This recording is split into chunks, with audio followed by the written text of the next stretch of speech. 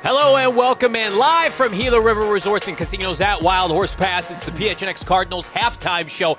Hit that like. I'm Johnny Venerable. He, of course, is Bo Brack, Brittan Golden, former Arizona Cardinal, wide receiver.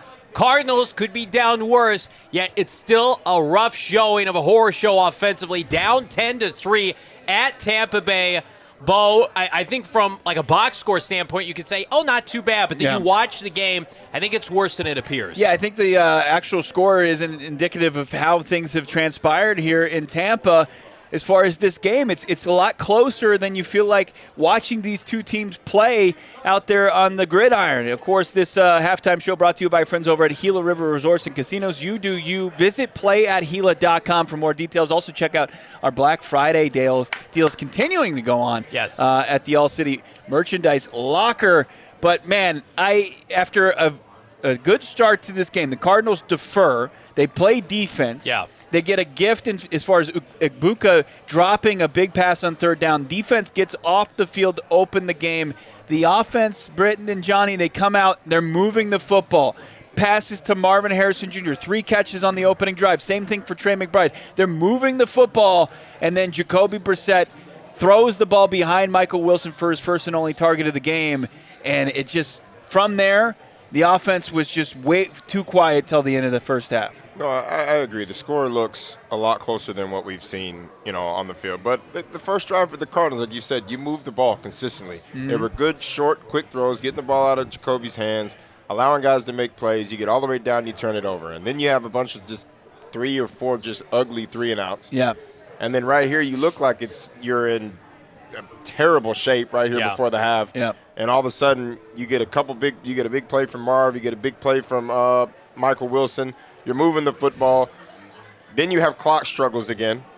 Right? I mean, It looks bad. My thing is, you're moving. You have no timeouts. You're moving the ball. We're not. If you're worried about giving them the ball back, come on. This is the point where you need points. Right. Yeah. And yet you get a big first down, and instead of running down there and clocking the football, you let 30 seconds go off the play clock to run another play. It's what we talked about before the game, and this is just the clock management of this staff is offensive staff is horrible. It's so bad. And it has not gotten any better. It's like we're just completely oblivious to what can help us out, and it just breathe as an offense. I'm going to tell you what the most misleading stat of this game, the fact that the Bucs and the Cardinals have the same amount of sacks in this game. Sweaty J's got 2 against Baker Mayfield. The Cardinals have missed Baker Mayfield in the backfield, it feels like 5 times. Yeah. Jacoby Brissett, I'm shocked he's only been taken down twice. I mean, I know that, folks in the chat, rightfully so, he can't avoid pressure, but I mean, this Cardinal offensive line letting people at him at will, and they're not a great team against the blitz. Well, nobody blitzes more than Tampa Bay. Both teams relatively even on the ground, both modest this afternoon, but really for the Cardinals, it was that first possession, Bo, as you mentioned. You turn the football over, and we mentioned this on our watch-along. For a team last week that won the turnover battle 4-0 and had a defensive touchdown and still lost, the first team in 50 outings to do that, they can't afford any turnovers. The only way this game it falls in the Cardinals' favor, with what I've seen from the Cardinals' offense, the defense has to have multiple takeaways this half. Yeah. You need strip sacks off Baker Mayfield, you need forced fumbles, you need people going after the football, and if that means giving up chunk plays, so be it. Because right now, Tampa's just going to sit back and say, we're not going to let you in the end zone. Do what you want to do. Yeah, look, I mean, your opportunities there to build a lead and play like that ahead for the first time in a long time, you squandered it. You get 2 punts from the Bucs offense, and then they said, okay, enough of this. We're going to knock it off. We're a team that has expectations to play in the postseason. We need to stop messing around with the 3-8 team and make them look 3-8, and that's what they did. They go down there, they get points, probably should have had a touchdown. They had to settle for a field goal because of the Godwin drop. that's the Bucs shooting themselves in the foot. It's not the Cardinals defense, continuing to play there. And then the following possession, they march right down. They get the touchdown. They're laughing in your face. They've got their all-world tackle, the one hauling down his first touchdown of his career. And it's just kind of insult to injury. It's just you are so fortunate to be in a spot that you are right now where you're going to get the ball out of half, coming out of the locker room, a chance to tie this game. You have to show that you're not the same team that's been so bad for now 9 weeks. Yeah. 8 of the last 9 weeks have resulted in loss, but they showed just how they finished that half, how they finished the last half of play they played. It was the same issues. Yeah. The same mistakes. Well, no, they probably tell you that they crushed that. That they got a field goal out of it. They crushed it. It just goes back to practice. Like, what are you actually doing in practice? Like, are you practicing scenarios? Like, I know for us, like Fast Friday, and Saturdays, like walkthroughs, was literally all going through these scenarios: end of half scenario, end of game scenario, 2-minute scenario, no huddle scenario, like catch the ball, get down, timeout scenario, catch the ball, get to the sideline, run the back. We practice that every single week, week in and week out, and I don't think they're doing that because what we've seen on tape the last couple weeks. Really all year, but the last couple weeks when you're in these positions at the end of the half and the end of the game, you're not doing anything to help yourself out, and that starts in practice. Just look at this in the half.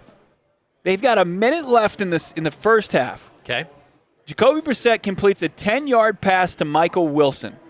31 yards pass last time we were talking about this. Goes to Mike. Mike runs the ball to the line of scrimmage.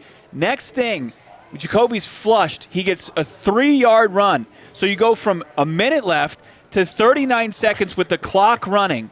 And then you get an 8-yard pass where Higgins has to stay in bounds. You are just torching time on the clock the entire way. They don't have the expectation. I firmly believe they don't have the expectation that they're going to score a touchdown. Almost like last week when they were surprised and they just walked up to the line of scrimmage and they wanted that chaos. Like, this team does not operate like we can score quickly and score a touchdown in the red zone. They don't believe they can score. No. Yeah. So why, like, the confidence right now is negative for this team being able to function offensively. Like Tampa at that point were basically take a field goal attempt. Right. Doesn't matter. We're still winning.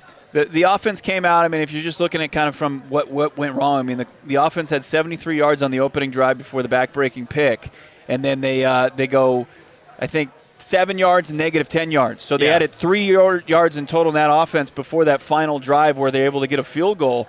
So outside of the opening drive, they just were stagnant. They just weren't awake, and that's a big time problem.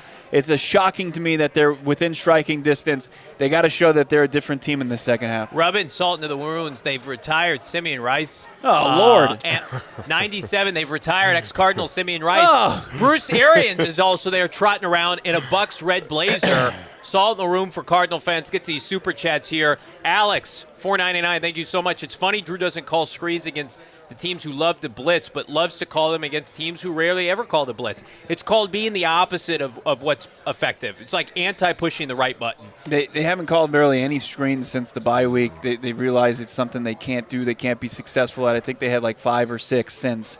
It's a very low number. Which is why a lot of teams don't rush. Yeah, because they know they can get home with 4. They were one of the best screen teams in the league last year. They're one of the worst this year. Lamar, $5. It took Kyler Murray faking an injury to not play for this regime anymore.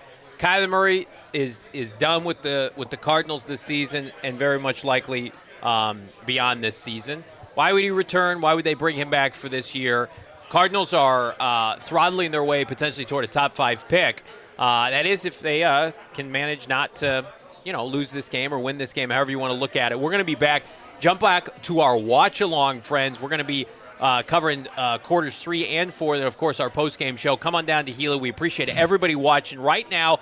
Stick around on YouTube. Jump back to the watch-along. We'll see you there. Peace. We all silly like the mayor.